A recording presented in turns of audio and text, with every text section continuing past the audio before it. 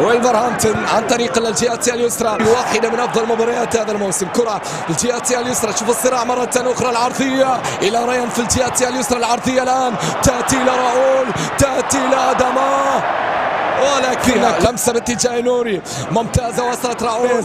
إلى أقصى جهة اليسار إلى نوري، عودة مرة أنطونيو بالغ في اللقطة الأخيرة، كرة في نص الملعب،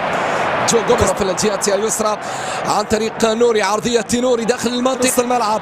ينطلق نوري، تمريرة ممتازة نوري، الله على المرور، نوري مر يعدي يتلاعب، ثم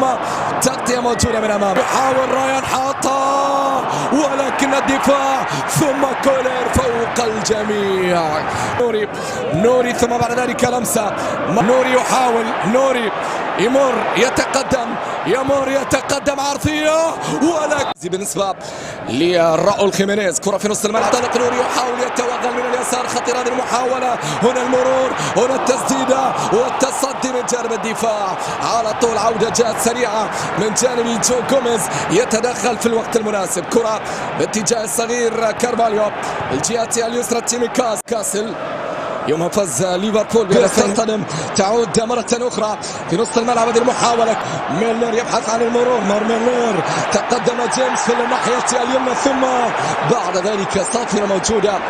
وخطأ، عرضية داخل المنطقة تبعد من جانب رايان، كرة على اليسار انطلاقا لمصلحة ولفرهامبتون، رايان ينطلق يتلاعب من اليسار، يحاول يدخل يتوغل، ولكن